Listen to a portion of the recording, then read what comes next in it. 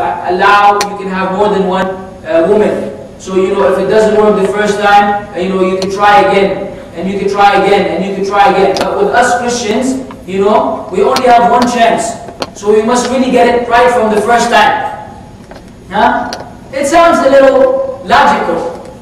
2 weeks later, he was caught with a prostitute.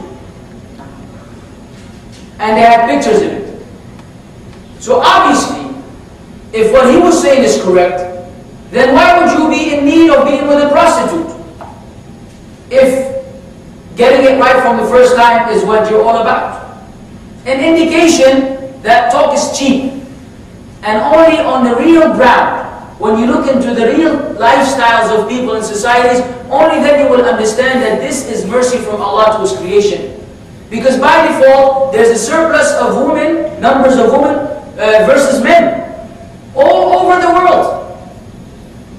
And if every time a woman is barren, doesn't have children, she's going to be divorced and find no one to marry her again, then we'll have a lot of problems in the society likewise.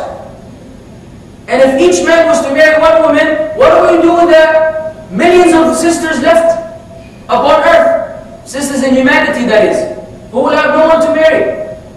So obviously, there is wisdom behind that. There is wisdom behind that. Third, hijab. The woman in the West, excuse me for this image, has become a sex object with which to sell products thereby, bumping up sexual tension of the society. If you want to buy a Gillette for shaving the beard, of course a Muslim man doesn't shave the beard, but if you want to do that, then you will have a woman shaving a man. And if you want to buy a pair of shoes, you'll see a woman wearing these basketball shoes. And if you want to buy a truck, they'll have a woman sitting in a truck.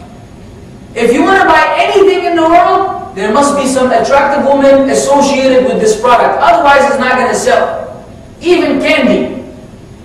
Why? Because this is what they have made of woman. She's just being utilized.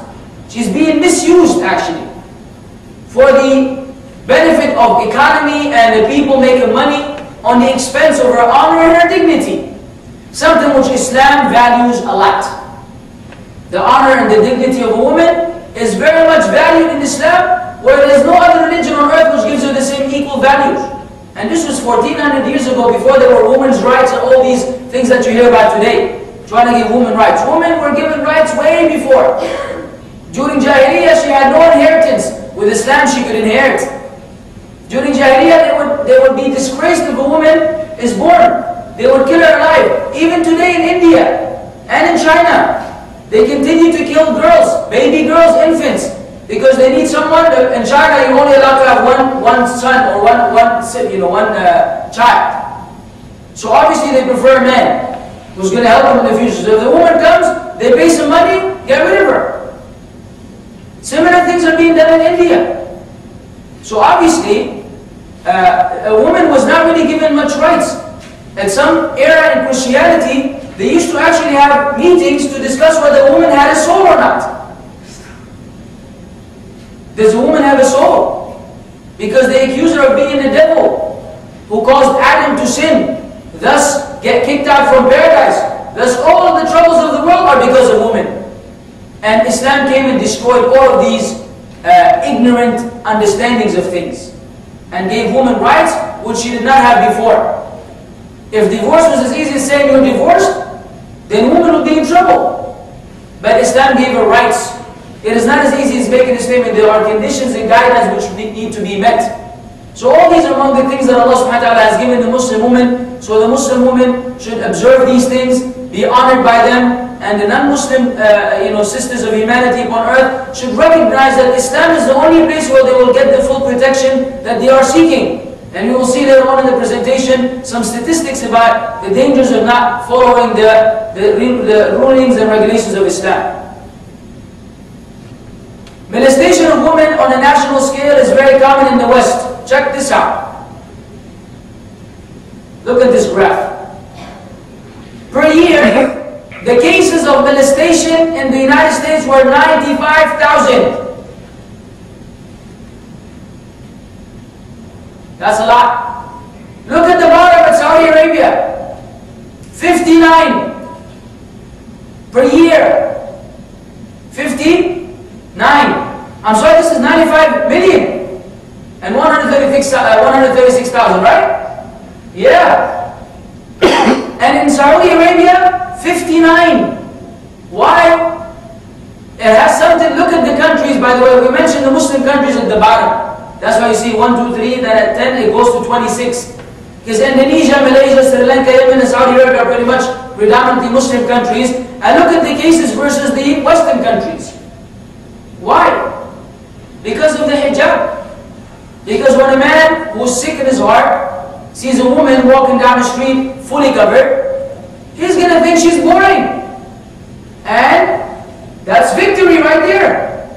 That's victory right there. Oh, how boring. Good. So mind your business. And she will mind her business. But when it's the other way around, when a woman is walking down showing her adornment, you know, her finery, and everything that Allah gave her, and things that Allah didn't give her but she bought from outside, and put them on herself, and she walked down the street, obviously, she's not going to get the same reaction from a man who's sick in the heart. He will try to make advancements.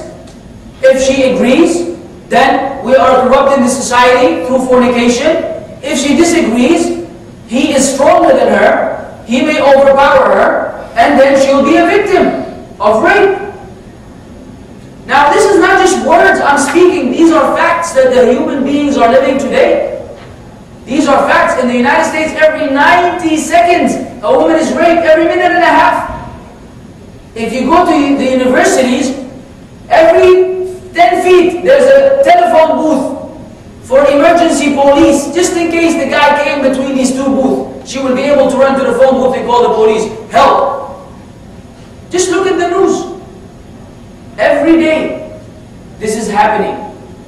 But in Islam, when Allah legislated that the Muslim woman shall cover herself as Mary, the mother of Jesus, used to cover herself, then this did away with many problems in the society, and the harassment and the molestation of women became almost seldom, almost rare, because of that wise ruling from Allah Azza wa Jalla. But only people of understanding recognize the wisdom.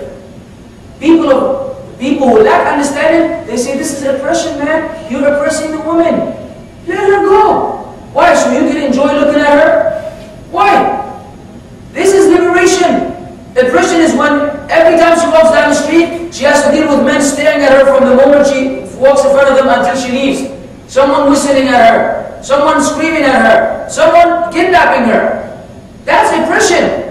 Liberation is when she is left alone. And this is what Islam provides. Alhamdulillah. This is just the source for this particular United Nations survey.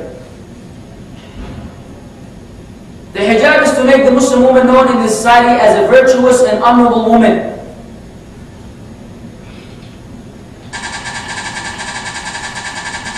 Yeah. Do Muslims worship the Kaaba? Many non-Muslims have this misconception that, they see on the TV that all the Muslims are, doing tawaf around the Kaaba and they do sujood, say, okay, so this is God, this is Allah. They don't say Allah, they say Allah. This is Allah. Obviously, it's not. So we must, sometimes you think that this is common knowledge to us, but to the non-Muslims it may not be the case. Do the Muslims worship the Kaaba? No way. The Kaaba is simply a qibla, a direction where Muslims face during their prayers. Before it used to be Masjid al-Aqsa in Palestine, then the Prophet Muhammad ﷺ was directed to turn towards Kaaba, as Allah says in the Quran, قَدْ نَرَى تَقَلُّبَ وَجْهَكَ فِي السَّمَاءِ فَلَنُوَلِّيَنَّكَ قِبْلَةً تَرْضَاهَا فَوَلِّ وَجْهَكَ شَطْرَ الْمَسْجِدِ الْحَرَامِ وَحَيْثُ مَا كُنْتُمْ فَوَلُّوا وُجُوهَكُمْ شَطْرَهُ. We have certainly seen the turning of your face, O Muhammad ﷺ, toward the heaven, yani seeking that revelation to turn.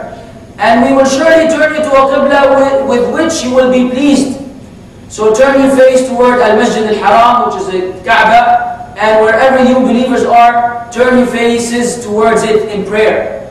So obviously, it is not an object of worship, it is a place of worship.